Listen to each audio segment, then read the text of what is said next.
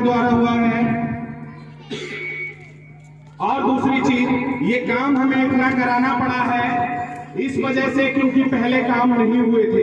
अगर इसका 50% भी काम हमारे गांव के जो भी पहले प्रधान रहे हैं उन्होंने कराया होता तो हम जो बचा हुआ आधा काम करा के कुछ ऐसा सोचते, ऐसा कुछ करते जिससे हमारे गांव के जो भी बच्चे हैं आज जिनके पास पैसे नहीं है, अच्छी शिक्षा नहीं पा रहे, तो मेरी कोशिश ये होगी भविष्य में कि जो बच्चे हैं बेचारे गरीबी में जी रहे हैं, जिनके माँ बाप के पास उनकी अच्छी शिक्षा के लिए पैसा नहीं है, तो मैं चाहूंगा कि हमारे द्वारा ऐसे बच्चों को शिक्षा हासिल करवाई जाए जिससे हमारे गांव का एक सबसे गरीब आदमी का बेटा जब जाके डीएम बनेगा तो हमारे गांव का नाम रोशन होगा, हमारे गांव का नाम उज्जवल होगा। तो हमारी सोच यही है कि सबसे ज्यादा फोकस पहले शिक्षा पे किया जाए। हमारे जो भी बच्चे हैं चाहे वो गरीब के हैं या अमीर के हैं, सबको समान अधिकार मिले शिक्षा का।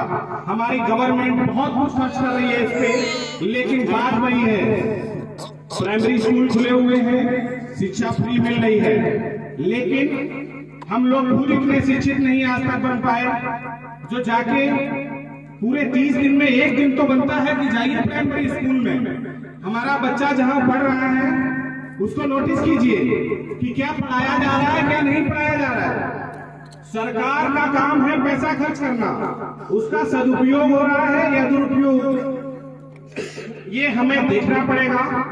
और मैं आपको यह आश्वासन देता हूं कि किसी भी सरकार के पैसे में अगर कोई भी व्यक्ति हमारे गांव का जुड़ा हुआ है, वो चाहे मास्टर हो, चाहे आंगनबाड़ी हो, चाहे आशा हो, चाहे कोठेदार हो, कुछ भी हो, अगर उसका गलत दुरुपयोग पाया जाता है और आप हमें बताते हैं तो उस पर तुरंत कार्रवाई होगी और उसको सुधारने का काम किया जाएगा। लेकिन वो बात हमारे पास तक आनी चाहिए, अगर हमारे पास तक आएगी नहीं तो हम उस पर काम कैसे करेंगे।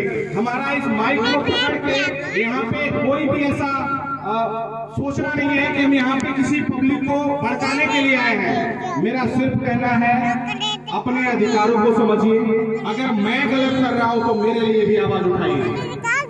जो भी आपको लगे, सबसे पहले तो हमें पता होना चाहिए हमारे अधिकार क्या है, हमें पता ही नहीं है। अभी मोहल्ले में चले जाइए, हमारी माताओं बहनों को ये नहीं पता होगा हमारे आंगनबाड़ी कौन है।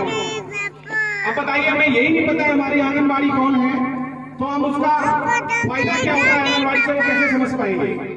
हमारी आशा कौन है हमें पता ही नहीं है, हमारे डॉक्टर साहब कौन है हमें नहीं पता है, हमारे प्रधान जी से हमें क्या क्या सुविधाएं मिल सकती हैं नहीं पता है, अंधे में चल रहा है।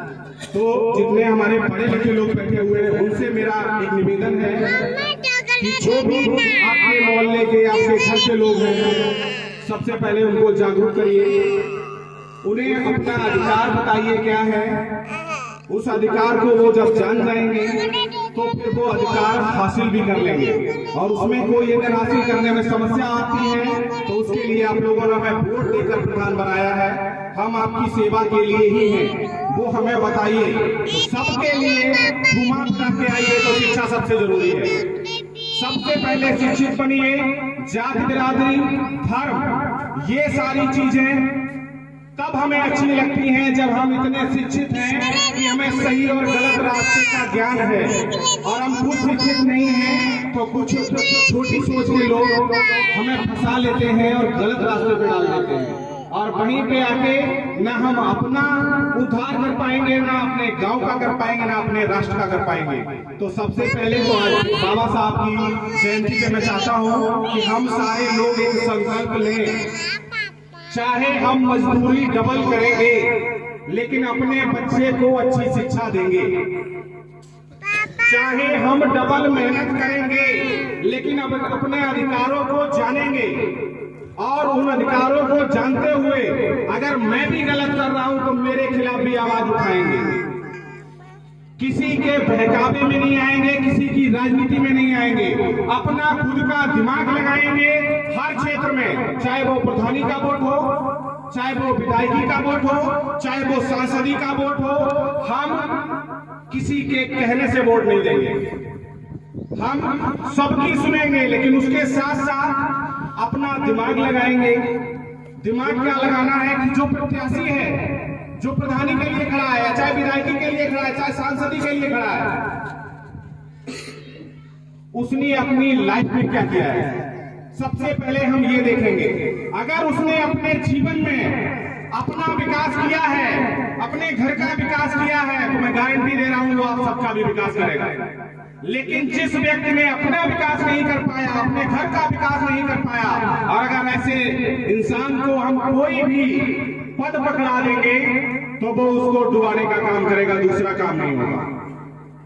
तो यहाँ पर आके बाबा साहब को माल्यार्पण करना और सिर्फ फूल चढ़ाना ये पर्याप्त नहीं है। बाबा साहब ये नहीं चाहते थे, अपनी पूरी जिंदगी उन्होंने बिता दी।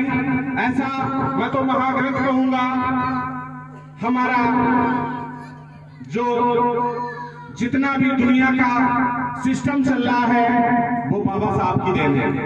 आज हम ये माइक पकड़ के अगर बोल पा रहे हैं, किसी से बिना डरे कुछ अपनी बात रख पा रहे हैं, तो ये बाबा साहब की देन है। तो मैं चाहता हूं कि बाबा साहब को सिर्फ माला पहनाना और पत्ती चढ़ाने तक सीमित नहीं रहना है। हमें अपने बच्चों को शिक्षित करना है, अपने अधिकारों को जानना है और अपने अधिकारों के लिए लड़ना है। लड़ना मतलब लाठी चलाना नहीं होता है, लड़ना मतलब अपनी आवाज उठाना होता है। हमारा जो काम गलत अगर कोई कर रहा है उसको सही करवाना होता है। और वो मैंने पहले भी कहा, चाहे मैं ही अगर आपका कुछ गलत कर रहा हूं तो मेरे खिलाफ आवाज उठाइए, लेकिन किसी के बहकावे में मत आइए। दूसरी चीज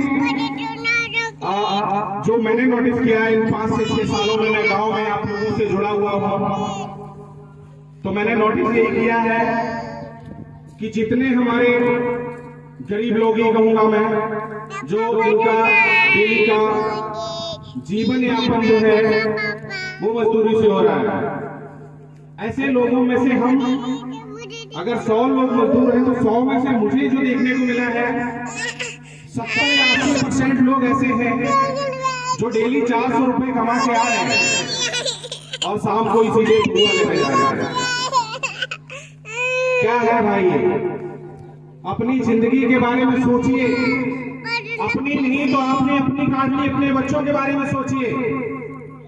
अरे आपने तो उस जमाने में पढ़ाई लिखाई या मजदूरी कर ली, आपको बिना पढ़े मजदूरी मिल भी गई, आपने अपना जीवन काट लिया। लेकिन मैं कह रहा हूं, मेरी बात नोट कर लीजिए, 15 साल बाद लेबरी भी नाम मात्र की रह जाएगी।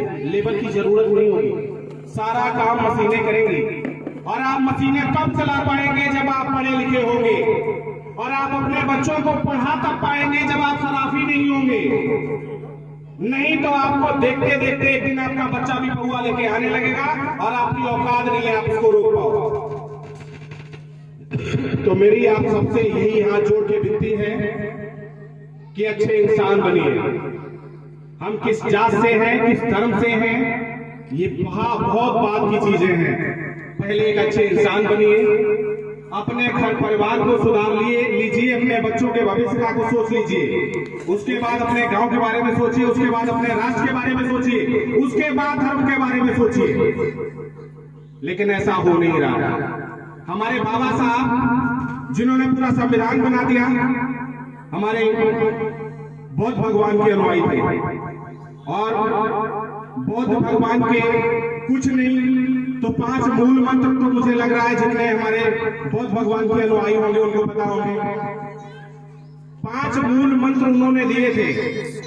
अभी मैं अगर सूचना दूं आगे, देखिए मेरी बात को हो सकता है कुछ लोगों को गलत लग जाए, लेकिन थोड़ा समझना।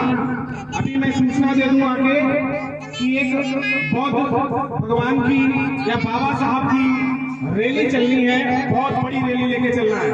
मैं गारंटी लेता हूं कि 50% हम लोगों में से काम छोड़ देंगे, रैली में जाएंगे। अच्छी बात है, लेकिन ये भी तो सोचिए, बाबा साहब की सिर्फ रैली करने से नहीं होगा। अरे बाबा साहब ने बौद्ध भगवान को माना है और बौद्ध भगवान के 5 मूल मंत्र क्या थे? झूठ नहीं बोल रहा है, कितने लोग मानते हैं? हिंसा नहीं करनी है, किसी जानवर को नहीं मारना है, और हम लोग तो आदमी तक मारने को तैयार बैठे हैं। तीसरा, चोरी नहीं करनी है। कितने लोग हैं ऐसे चोरी नहीं कर रहे हैं? चौथा, किसी के साथ, किसी माँ बहन के साथ कुछ भी गलत सोचना करना नहीं है। कितने लोग मान रहे हैं? उसके बाद सबसे मेन दारू, कोई भी हमें नशा नहीं करना है। मैं गारंटी ले रहा हूं कि यहाँ गांव से जितने लोग रैली में जाएंगे 50% उसमें से दारू पी रहे हैं। अरे कहाँ जी रहे हैं हम लोग भाई? सिर्फ रैली में जाने से कुछ नहीं होगा। आप रैली में चले जाओगे, आप अपने लिए क्या सीख के आए? और मैं आपसे कह रहा हूं कि बाबा साहब या बौद्ध भगवान आपसे बहुत खुश होंगे अगर इन 5 मूल मंत्रों में से एक भी अपना लो आप। तो बहुत ज्यादा मैं समय नहीं लूंगा। मेरा कहना यही है कि बाबा साहब ने अपना पूरा जीवन जिस संविधान को बनाने में और जिन रास्तों को बनाने में अपना लगा दिया, वो हमारे लिए लगा दिया। और हमारा ये कर्तव्य बनता है कि उनको पूरा तो फॉलो कोई नहीं कर सकता है। जो पूरा फॉलो कर लेगा वो बाबा साहब ही हो जाएगा। लेकिन कुछ परसेंट जितना हमारे हाथ में उतना तो करिए। सही को सही, गलत को गलत तो कहिए। ऐसे ऐसे लोग हैं प्रधानी में भी जो आएंगे और आते रहे हैं, मैं आपको बता दूं, जो आदमी मार गए और उनको भी 400 लोग वोट दे रहे हैं। अरे कहां हैं हम लोग? मैं ये नहीं कह रहा हूं मुझे वोट दीजिए, लेकिन कम से कम अगर मैं गलत हूं तो एक ऐसा प्रत्याशी खुद से बनाइए जो मुझसे अच्छा हो और उसे वोट दीजिए। और मैं इस माइक पे आपके सामने खड़ा होकर कहता हूं, मैं ये नहीं कह रहा हूं मैं बहुत अच्छा हूं। हर किसी में गुड़ और गुड़ दोनों होते हैं, लेकिन मेरी कोशिश है कि मेरे द्वारा किसी का कुछ गलत ना हो और किसी भी सरकारी योजना का लाभ जो मिल सकता है हमारे गांव को, व्यक्ति को उसको दिलाने का पूरा प्रयास रहता है। तो मैं कहता हूं फिर भी अगर मुझसे ज्यादा समझदार, शिक्षित अलग चीज हो जाती है, जो गांव को समझने वाला, आपसे जुड़ा हुआ, आपको आपकी योजनाओं का लाभ दिलाने वाला व्यक्ति जिस दिन आप लोग लाकर खड़ा करोगे, मैं चुनाव नहीं लड़ूंगा। लेकिन जब तक ऐसा व्यक्ति नहीं है तब तक हर व्यक्ति को आगे आके और उन लोगों का जो आदमी मारने तक में देर नहीं लगाएंगे, जो झूठ बोलने में देर नहीं लगाएंगे, जो दारू का माहौल पूरे गांव में बनाने में देर नहीं लगाएंगे, ऐसे लोगों को कम से कम अपना सहयोग करना दीजिए। और अगर हम इतना भी कर पाए तो मैं कह रहा हूं कि भगवान बहुत हमसे खुश होंगे। बाबा साहब की राह पे हम चल पड़ेंगे। इन्हीं शब्दों के साथ मैं अपनी वाणी को विराम दूंगा और मुझसे जो भी कुछ गलत निकला हो उसके लिए मैं क्षमा प्रार्थी हूं आप सभी का। लास्ट बात यही है हमारा कि अपना खुद का विकास सबसे पहले करें और हमारा विकास कैसे होगा इसको समझें सबसे पहले, उसके बाद देश दुनिया और सबके बारे में सोचें। जय हिंद, जय भारत, जय भीम।